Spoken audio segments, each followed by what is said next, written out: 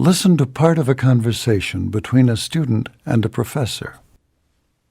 Dr. Stevens? Oh, hi, Jim. I'm a little early, about 10 minutes. Do you want me to come back later? No, not at all. Come on in. Thanks. Have a seat. I want to talk with you a little bit before you take the test. You realize that this won't be... But it isn't the same test that everyone else took in class last Friday. Yes, I know. I noticed that policy on the syllabus. Good. I try to include everything on the syllabus. But, well, students don't always read a syllabus that carefully. So, the test that I gave in class was mostly multiple choice and true-false and with a few matching. In other words, it was an objective test. Okay. The makeup is an essay test with, let's see, it has 3 questions on it. I occasionally give oral recitations instead of essays, but... Oh, I'm glad it isn't an oral exam. Good. In general, my makeup tests are, let's say, they're more difficult than the tests in class. Because, frankly, I want to discourage my students from using the makeup option. Okay, I understand, Dr. Stevens. I'm just glad to have an opportunity to make it up. I was so sick last Friday. Believe me, I couldn't have gotten a good grade on a test. And how are you now? A lot better, thanks. I went over to the health center instead of going to classes last Friday, and I got some medicine, some antibiotics, and some kind of decongestant. By Sunday, I was feeling better.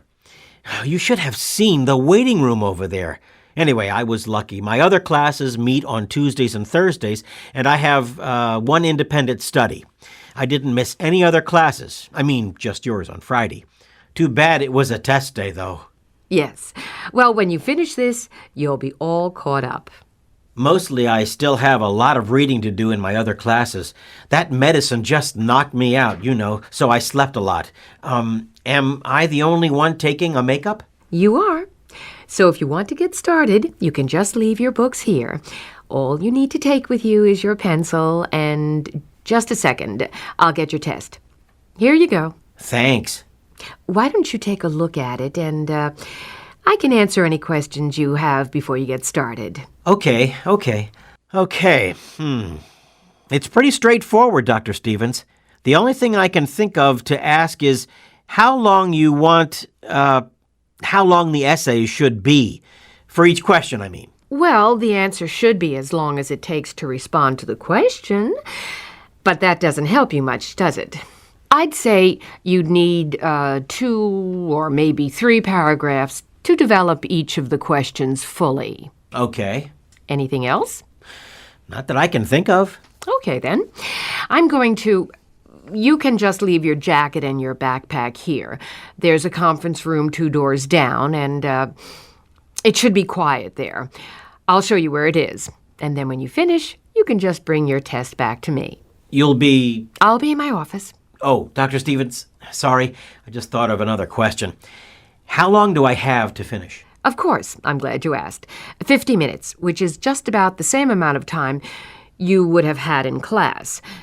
But knowing you, I think you'll probably finish long before that. Do you have a watch on? Yes. Good. I don't think there's a clock in the conference room. In any case, if you haven't turned in the test by 1:45, I'll come to the room to collect it, okay? Okay, well, thanks again. I appreciate this. You're welcome, Jim. Good luck.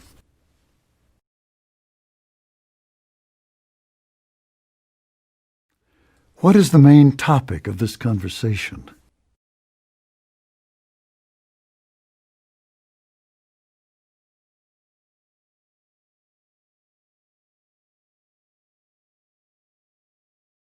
Why did the man need to take the test?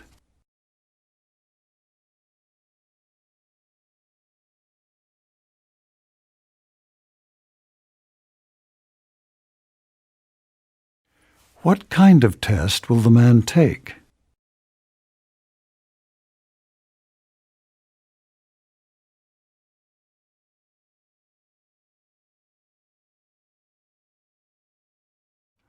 How long does he have to complete the test?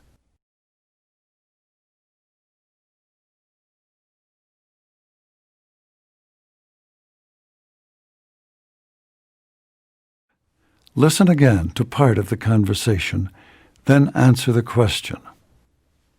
50 minutes, which is just about the same amount of time you would have had in class. But knowing you, I think you'll probably finish long before that. Why does the professor say this? But knowing you, I think you'll probably finish long before that.